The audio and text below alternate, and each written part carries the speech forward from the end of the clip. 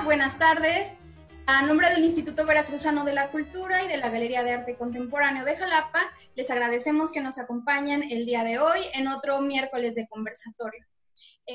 También agradezco especialmente a Brenda Caro Cocotle, me acompaña una vez más, que nos acompañe en esta pequeña serie donde nos aproximamos a algunos tópicos que tienen que ver con el arte contemporáneo. Muchas gracias, Brenda, por estar aquí. Gracias por invitarme, es un gusto. Bien, vamos a partir un poco retomando el episodio pasado, propongo que realicemos esto, donde comentamos de manera muy general cómo había surgido el término y las dinámicas del arte contemporáneo alrededor del final del siglo pasado, más o menos por ahí de 1960, 1970, en Estados Unidos y en Europa. Sin embargo, quizás sería un poco arriesgado que siguiéramos considerando que ese arte contemporáneo, llamémosle inicial, sea el que actualmente también se sigue produciendo. Entonces, la intención será un poquito contextualizar estas últimas décadas en las cuales se ha producido esto llamado arte contemporáneo. Pues sí, Jimena, como habíamos hablado, pues obviamente son cambios en los paradigmas y obviamente creo que si hay un momento en el cual ha habido un aceleramiento de medios, de información, en general, de los modos de vida y las categorías con las cuales nos explicamos el mundo, pues yo creo que ha sido a partir de los últimos años del siglo XX y pues principios del siglo XXI, ¿no? Yo siempre digo que yo soy un ejemplo viviente porque a mí me tocó ver ahora sí que prácticamente la instauración del Internet en la vida de todos, ¿no? Entonces yo soy de la época pre-Internet y post-Internet, ¿no? Entonces fue así como de, viví 15 años de mi vida antes del Internet y después toda una vida a partir de esta nueva medio y vía de comunicación e información. Pero bueno, entonces ha habido sí muchos cambios acelerados. Voy a intentar de ser un poco esquemática, pero creo que es para nada más tener una idea general. Creo que hay dos elementos bueno, tres elementos que son importantes considerar en mucho de la producción artística que se va a hacer a partir de los 80 y que, bueno, va a modificarse en los 90 y 2000, que uno tiene que ver con el surgimiento o el afianzamiento de una serie de estructuras del mercado del arte, que va a dar o imprimir otro tipo de valor al producto artístico. Lo segundo es que, aunque paradójicamente va a haber un regreso al objetualismo en el arte, es decir, aunque todavía el concepto va a ser lo más importante en términos de qué es lo que determine la producción artística y el valor de la producción artística, sí vamos a tener que va a haber un regreso al objeto, a la producción objetual de arte, ¿no? Que no necesariamente tiene que ver con el uso o el regreso a formatos tradicionales, sino este regreso al objeto es, o sea, otra vez gente que quiera hacer, trabajar con materiales y con algo que se vea en la espacialidad física, va también a venir de manera paralela cuestionado por el surgimiento de otro tipo de materialidades. A eso es a lo que me refiero. No tanto a una cuestión de lo conceptual, sino otro tipo de materialidades. ¿A qué me refiero? Al surgimiento de medios digitales o nuevos medios, ¿no? Es decir, estamos hablando de no solo lo que, o sea, entendiendo el material no solo como lo que podemos tocar, sino poder manipular una serie de materiales que antes era impensable manipular, como puede ser la información, como puede ser el sonido, en términos de información digital, como puede ser la imagen en movimiento, la imagen en video. Entonces, lo que tenemos es el surgimiento de nuevos medios electrónicos y medios digitales que implican una nueva materialidad de la obra de arte. O sea, cuál es la obra de arte. Es el registro, es lo que ocurre en las pantallas, podemos hablar de que existe una materialidad del arte o no, etc. Eso creo que va a ser otro elemento importante. Y un tercer elemento va a ser la forma en cómo se catapulta o se entiende la producción artística, no tanto ligado a escenas nacionales, sino a una idea de una escena global del arte, que posteriormente va a ser cuestionada, pero de momento va a ser la idea de que el artista puede ser este ser global que puede producir desde cualquier parte del mundo, desde cualquier lugar, y aún así tener la posibilidad de visibilizar su trabajo y exponer también en cualquier otra parte, o sea, no solamente en el circuito local, ¿no? Es decir, tú puedes ser un artista cuya obra se presente de manera simultánea en distintas partes y sin embargo seguir produciendo en tu taller aquí en la colonia Progreso, ¿no? Y sin embargo tu obra se puede exponer. Entonces esto también va a traer el surgimiento de otros dispositivos expositivos. El museo va a seguir, por supuesto, pero la Bienal se va a afianzar como uno de los principales dispositivos o mecanismos en los cuales la Bienal va a servir como un espacio para visibilizar obra, un espacio también de intercambios globales entre artistas, porque son estos eventos que ocurren cada 2 años, en el cual se da esta confluencia entre curadores, artistas, críticos, galeros, agentes de las distintas esferas del arte, y que también, así como se va a dar esta visibilidad de la obra, es el espacio en el cual se van a dar negociaciones desde el punto de vista tanto comercial como desde el punto de vista de generación de proyectos. Entonces, estas 3 ideas o estos 3 puntos creo que van a determinar mucho de la producción que se vaya a hacer en estos años, y vamos a tener que ya Estados Unidos, Nueva York, no es la única esfera del arte, sino creo que vamos a encontrar distintos ciclos o distintas escenas o distintos polos los cuales se va a concentrar en determinados momentos la dinámica de producción artística en general, ¿no? Vamos a tener, por supuesto, Estados Unidos, Nueva York, pero también vamos a tener California, vamos a tener en México, Ciudad de México, Tijuana, Monterrey y Guadalajara, vamos a tener a Sao Paulo, vamos a tener Su tiempo fue La Habana, Shanghái, o sea, son muchísimos más, y se expanden los espacios expositivos. Y también, al mismo tiempo que esto sucede, los museos, pero también estos otros espacios de exhibición, están todo el tiempo jugándose en tensión.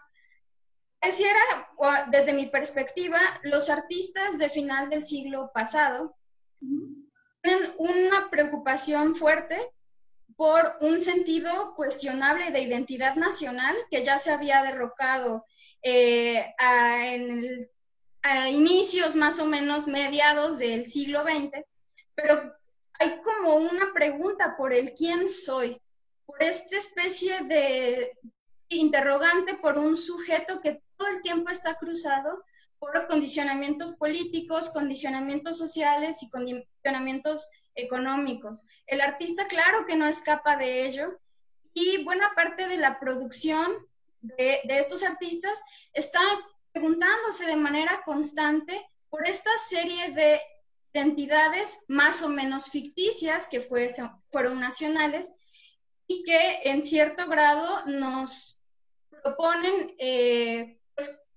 replantearlas y cuestionarlas. Esto por una parte. Al mismo tiempo, me da la impresión de que el museo y la galería, sobre todo el museo, va a estar constantemente preguntándose por sus condiciones de poder al interior de las dinámicas. Van a ser muchísimos los artistas que de manera constante pugnan y emiten críticas respecto a quién, como decías, quién toma las decisiones de qué es lo que entra, qué es lo que no entra, cuál es el espacio de representación para grupos marginados, Estoy hablando quizá de los homosexuales, de razas étnicas distintas, de los chicanos, de los latinos. Hay un montón de interrogantes y el museo deviene también un espacio con altas tensiones a nivel político. Es un poco también en eso, ¿no? Dentro de esta serie de características que tú también estás mencionando en este momento. Yo haría como un par de precisiones. Hay quienes señalan que hay dos, vamos a decirlo, ejes importantes que tenemos que considerar en mucho de la producción artística y cultural sobre todo fines del siglo XX, principios del siglo XXI, que son el giro cultural, ¿no? Que es este regreso, no regreso, más bien una revaloración de la cultura y de la construcción de los distintos significados culturales y lo relativo que es, o sea, un giro cultural, y un giro discursivo, que no lingüístico, sino discursivo, ¿no? La posibilidad precisamente de quién genera el discurso, desde dónde se genera ese discurso, quién enuncia el discurso y qué entra y qué nos salva, ¿no? Que eso es lo que va a atravesar estas preocupaciones que tú señalas respecto a la identidad, ¿no? Por ejemplo, que está muy presente en el arte, sobre todo en el arte de los años 90, pero es una preocupación por la identidad, no en el sentido nacionalista. Eso creo que es importante. O sea, parte un poco de esta idea de qué es lo que construye la identidad. Si no es lo nacional, si no podemos hablar de artes nacionales, si no podemos hablar de un arte típicamente mexicano, típicamente norteamericano o típicamente brasileño, si estamos hablando que eso es un sinsentido, vamos a suponer que como tal no opera. Entonces, ¿qué es lo que define los parámetros de lo artístico y si es válido todavía hablar del artista y de la producción del artista desde esos parámetros de pertenencia a un Estado-nación? Por supuesto que lo que se va a plantear es no, precisamente porque el artista también es un ser que se convierte en móvil. O sea, la entrada de la globalización y de lo local y de lo global también pega respecto a si tiene sentido hacer una validación del arte en términos de fronteras nacionales, y la respuesta va a ser no, ¿no? Entonces, la respuesta va a ser, las preocupaciones de los artistas evidentemente van a cambiar. Al entrar también más en contacto el giro discursivo, por un lado hablaba yo de estas nuevas materialidades que pasan de nuevamente por el discurso, o sea, si tengo otro tipo de medios que tiene otro tipo de estructura, otro tipo de discurso, otro tipo de formatos, ¿qué tipo de estructura o discurso elaboro y desde dónde se comunica eso? Que es mucha de la preocupación del arte digital y posteriormente va a ser mucho de la preocupación del arte en Internet, del nerd art, del arte post-Internet y de todas estas categorías que hay respecto al arte que se produce para nuevos medios o para otro tipo de plataformas. Pero también va a ser un cuestionamiento respecto a estos discursos, van a entrar en términos también respecto a qué es posible que el arte pueda decir y cómo lo va a decir. Lo que vamos también a ver es que nuevamente lo artístico se estira de manera, o aquello que es considerado que puede tocar el arte, o los temas que puede tocar el arte, nuevamente se amplían. Y entonces, por ejemplo, vamos a tener propuestas artísticas para las cuales lo importante es generar esos discursos.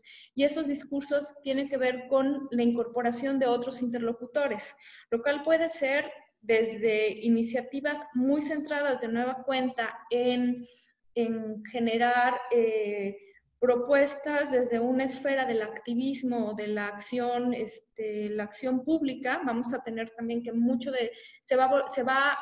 uno de los grandes debates del arte en esta época va a ser el arte público o el arte hecho para la esfera pública, que no necesariamente tiene que ver con esculturas en los parques, ¿no? Sino pensar, por ejemplo, qué es lo público, qué es lo que constituye lo público, es lo que compartimos todos, lo público existe forzosamente en una calle, una afuera, o lo público tiene que ver con aquellos espacios en los cuales supuestamente todos podemos ejercer una serie de derechos ciudadanos y eso es lo que lo hace público, o sea, qué es lo que define lo público. Pero también vamos a tener propuestas que a mí en lo personal me sacan un poco de ronchas por cuestiones de prejuicios personales, como puede ser el arte relacional, el cual supone que que implica la colaboración de un otro, porque lo que construye el evento artístico es esa relación que se establece con un otro. Que bueno, ahí esa manera en cómo se establece esa relación con el otro puede ser desigual en muchas ocasiones. Por lo general es desigual, es a mí por eso que a mí el arte relacional me saca ronchas, porque finalmente siento que a veces es un poco un aprovechamiento del otro, de la acción del otro, de la agencia del otro, de pedirle al otro, en el peor de los casos que exponga una situación de gran desventaja social, económica o personal, en otros pues, no es así. Y finalmente todo eso confluye para consolidar una obra de arte que permite generar un estatus y una valía para un artista que después ya se olvidó de los otros, ¿no? Ya le sirvieron para, amiguitos, voy a trabajar con ustedes migrantes, o voy a trabajar con ustedes trabajadores del hogar. Y sí, pues ya una vez que creé la obra y la meta de la galería o la meta bienal, y pues ya me olvidé de la relación con el otro. Aclaro, no ocurre o sea, no quiero generalizar. Se introducen estas otras categorías en los cuales, de nueva cuenta, lo artístico o lo que vamos a considerar las categorías que entran en juego respecto a qué hacen algo se ha denominado arte, se vuelven mucho más amplias y difícil, de nueva cuenta, determinar cuál es el límite del arte, qué es lo artístico, qué no es lo artístico. Y este giro discursivo, insisto, también va a atacar a los espacios de exhibición, a los espacios de promoción del arte, que también, bueno, sobre todo los museos va a haber un cuestionamiento muy fuerte respecto a quién dice y desde dónde dice. Que uno de los grandes conflictos que se va a vivir entre los productores artísticos no va a ser tanto contra el museo como institución, sino contra la figura del curador, ¿no? Que se van a pelear muchísimo. Todos los 90 se van a pelear artistas curadores, porque sienten que los artistas consideran que hay un protagonismo del curador, que se vuelve mucho más protagónico que el artista, porque está en una posición de enunciación mucho más sólida que la del artista en sí mismo, al trabajar, digamos, para una estructura de enunciación y visibilidad, como puede ser el Museo, Galería o la Bienal. Entonces, claro, también existen curadores que dirán que ellos son los artistas que detrás de los telones están realizando una propuesta y se están agandallando un poco de la condición de vulnerabilidad de estos artistas, ¿no? En cierto grado. Pues más bien también del trabajo curatorial, que eso a lo mejor tendríamos que hablar en otra ocasión. Hay curadores para los cuales su trabajo como curaduría no lo ven como un trabajo de investigación, no lo ven tampoco como un trabajo de fomentar o de apuntalar el trabajo que está haciendo un artista, o sea, de fungir como un coadyuvante o como un gestor. Hay quienes lo verán como gestor, también es otro tipo de postura curatorial que se puede tener, y hay quienes conciben la curaduría como un trabajo autoral, o sea, ellos dicen, yo estoy generando una propuesta de autor, en tanto a que estoy estructurando un discurso. Son posturas alrededor de la curaduría, ninguna es mejor que otra, son posturas que existen. Sí, aunque es significativo que la figura del curador es muchísimo más relevante y a la fecha sigue teniendo un papel a veces por encima del museo incluso, o de la Bienal, y que antes no existía como tal. Antes quizá la figura más cercana era la del comisario, que se encargaba o de cuidar la obra o de resguardarla y preservarla, entre otras cosas, pero no tenía como tal una fuerza y una agencia que sobrepasara la de las instituciones que en teoría representaba. Eso va a ser muy interesante. Sí, ojo, hay que tener cuidado con el término comisario porque se entiende de manera diferente en España que en el contexto latinoamericano. En el contexto latinoamericano y mexicano, comisario es aquel que realmente se encarga de custodiar una obra cuando la obra se va a mover, ¿no? Cuando hay un movimiento de obra, pones un comisario para que literalmente vaya y cuide la obra y vea que todo. La obra llega bien, se va bien, regresa bien, etc. En España, comisario es igual que curador, lo mismo. O sea, cuando hablan de comisario están hablando de un curador. El término del comisario para nosotros es otro. Pero ciertamente lo que vamos a ver en los 90, insisto, es un giro porque hay un giro discursivo. Lo importante es quién pone el discurso. Obviamente el artista estructura un discurso a través de su obra, pero finalmente hay otros agentes de enunciación. Uno es el museo, otro es el curador, y por eso es que el curador es un agente de enunciación por excelencia. Este protagonismo, porque en efecto sí empieza a cambiar y sí se convierte más importante en saber quién cura la exposición, a veces que el artista mismo, o a veces el museo busca un curador en particular porque tiene una figura fuerte o dentro del ámbito cultural, entonces es más importante con quién estás trabajando una curaduría que la serie de artistas que reúne para hacer la propuesta, pero es porque hay este giro discursivo que creo que no es menor. Entonces, así es. Frente a eso, pareciera ser que la figura del curador es un poco una guía o un faro que permite articular algunas ideas, algunas prácticas y algunos objetos y que nos permiten aprender un fragmentito de esta realidad múltiple, ¿no? Y que también permiten como guiar un poco un sentido que finalmente une esas experiencias, esas ideas y esos objetos. Sin embargo, me llama un poco la atención cómo el término también ahorita lo escuchas en Spotify, lo escuchas en, no sé, chef, así que es también un curador, pero de la cocina, o sea, lo escuchas en varias cosas y pareciera ser que este sentido relativamente crítico que tenía el curador se ha puesto un poco en duda, porque más bien como que evidencia qué es lo que es más in o qué es lo que está más en tendencia. ¿No te lo parece? No, de hecho, es interesante la extensión del término. O sea, finalmente salta, digamos, del curador de la esfera artística, de este primero que era un investigador que estaba ahí metido en su museíto, de nadie sabía de él más que era un investigador y era el experto, porque finalmente la figura del curador siempre va asociada a una cuestión de autoridad o de expertise, ¿no? De alguien que sabe, como tú lo dijiste, bueno, nos puede guiar o tiene un cierto conocimiento sobre ciertas obras, cierto periodo artístico, cierto trabajo del artista, cierta producción artística, quién está haciendo qué, ¿no? Esa noción sí se va transformando. Si bien es cierto que actualmente, digamos, es más, pasó de estar en la oscuridad a convertirse en una de las figuras predominantes o una figura predominante para el ámbito artístico-cultural, y de momento vemos que la palabra salta hacia estos otros ámbitos que no tienen nada que ver con las artes visuales, ¿no? O con las artes. Entonces encontramos curaduría de contenidos musicales, curaduría de video, curaduría editorial, curaduría de moda, ¿no? Pero parten, no es que se considere que hay un rebajamiento de lo crítico. De hecho, lo que permanece al saltar es precisamente esos dos rasgos característicos que se le ha atribuido siempre a la curaduría, que es la que ya mencioné. Una, el conocimiento o la expertise, es el que sabe, ¿no? Finalmente, cuando tú curas, se supone que lo haces a partir de una serie o asumes que hay un conocimiento. Quien tú le pides hacer una curaduría de algo, supuestamente partes de la base de que sabe, ¿no?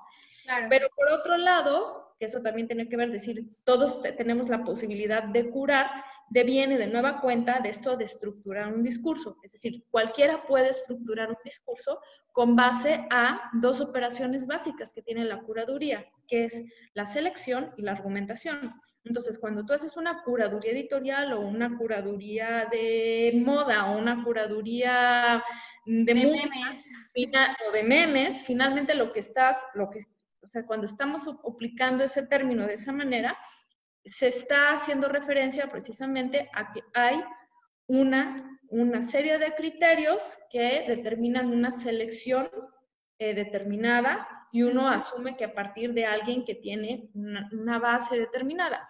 Cierto es que el término se hace muy relativo y se usa de manera muy ligera, por decirlo de manera. Pero Brenda, tengo una pregunta muy especial. A ver si la logro articular bien.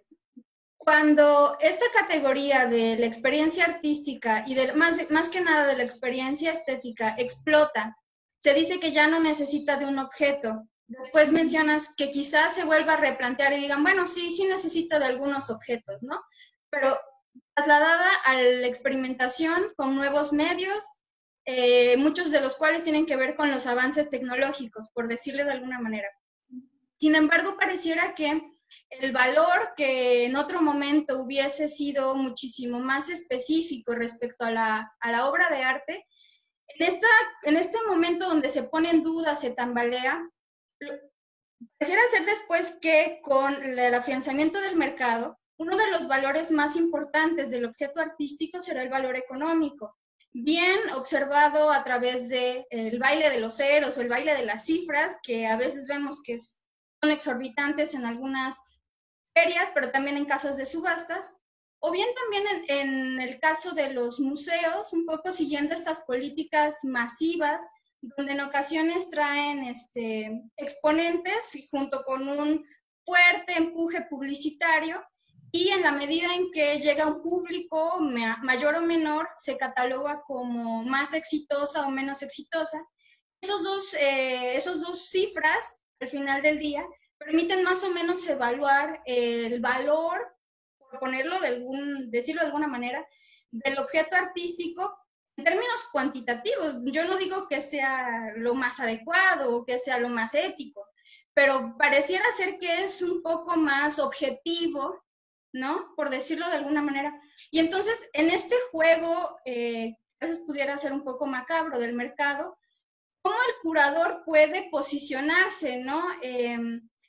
Habrá curadores que se vayan un poquito más siguiendo esta lógica del mercado y de la especulación económica, o el curador es un poco más reticente frente a estas dinámicas. A eso es un poco a lo que me refería yo hace rato. No sé si me doy a entender. Sí, pero igual, me gustaría como hacer un par de precisiones. El valor económico de una obra está determinada por su valor simbólico, es decir, no son cosas separadas, a eso es a lo que voy, o sea, que quizá como formulaste la pregunta pareciera dar a entender que son cuestiones completamente separadas. No, de hecho, lo que determina el valor de una obra son múltiples factores. O sea, no es simplemente, o sea, cuando hablamos del mercado, hay que ver lo que el mercado no es nada más la casa de subastas o la galería. O sea, tienes la casa de subastas, la galería, el curador, el museo, el gestor, el artista. Todos ellos, los medios de comunicación también, todos ellos contribuyen a generar un valor sobre la pieza. El coleccionista, por supuesto, ¿no? La confluencia de valores simbólicos determina en gran medida el peso de un valor económico y viceversa. El mercado del arte siempre ha funcionado a partir de la especulación del valor. Y es un valor que va más allá, o sea, que parte de qué es lo que le da valor a la obra. Y es algo que lo que le da valor a la obra no solo son los contenidos artísticos, sino todos estos elementos extraartísticos o propios de todo el ámbito de la esfera artística, ¿no? No son cosas separadas.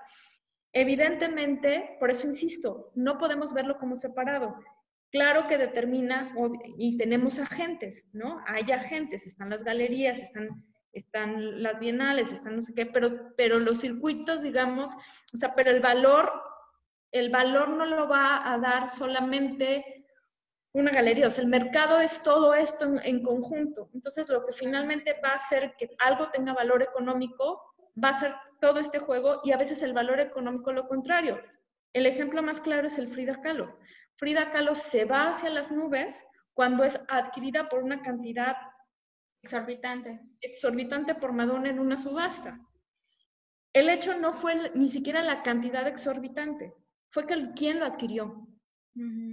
Y eso hizo que el valor de la obra de momento se disparara, y por ende todas las piezas de Frida Kahlo y de las mujeres productoras de arte moderno de la época cambian el valor del mercado, pero sobre todo las de Frida Kahlo, y de momento se disparan. Y en el momento en que además se convierte en una industria, Frida Kahlo y la imagen de Frida, este valor sube, y todos los valores simbólicos. Entonces hay que verlo como lo que es, como un conjunto de cosas, no son cosas separadas.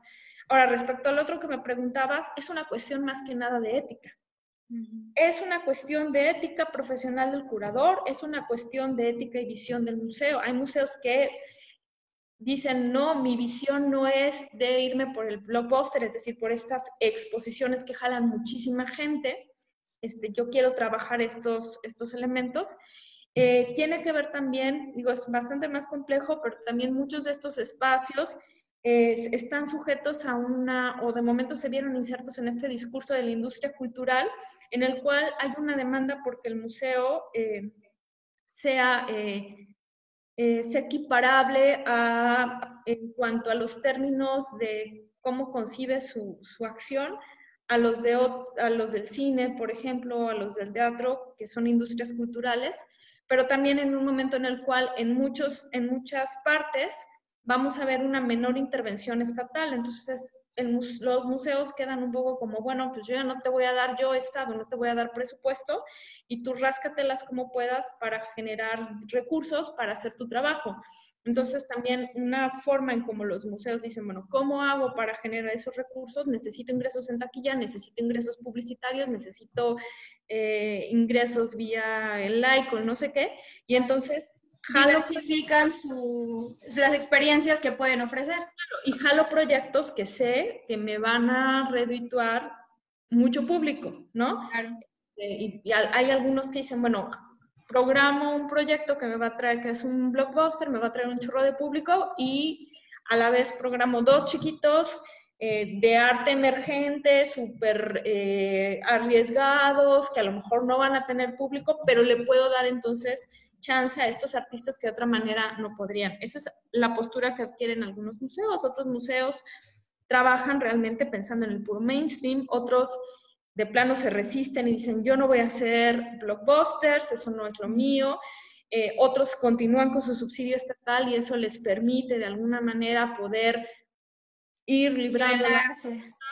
Y la curaduría es igual, ¿no? Finalmente es una cuestión de ética laboral, de ética profesional y de postura alrededor de lo que tú crees que es importante hacer desde tu trabajo curatorial respecto al arte. Por supuesto, Brenda, pues me queda claro que en el reino del arte contemporáneo la multiplicidad va a ser cada vez más evidente. Las respuestas a necesidades relativamente similares en distintos espacios del mundo van a estar todo el tiempo ensayándose, no va a haber una única opción, una única salida, sino ensayos desde distintos lugares, distintas posiciones y distintos contextos. Por cuestiones de tiempo, vamos a empezar a cerrar. No sé si quieras comentar algo.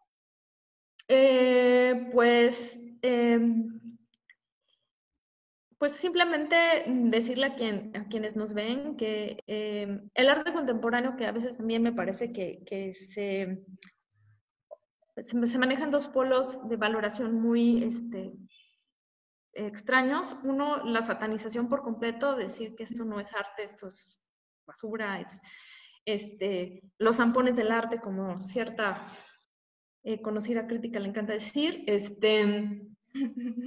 o los que, por ejemplo, no quieren ver las distintos cruces políticos, ideológicos y de otra índole que atraviesan el arte contemporáneo. O sea, yo lo que únicamente podría decirle a quienes nos ven es que pues acérquense al arte contemporáneo, vamos a seguir hablando de él, acérquense sin miedo. El arte contemporáneo también implica un desafío, precisamente por todo esto que hemos hablado. No necesariamente tenemos que creer que no tenemos que sentirnos confundidos entre lo que vemos como una propuesta artística. La confusión es parte del arte, entonces también como que, bueno, pues se acerquen al arte contemporáneo sin pensar más que dejarse pues ver qué hay y la opinión que a partir del contacto con la obra se pueda tener.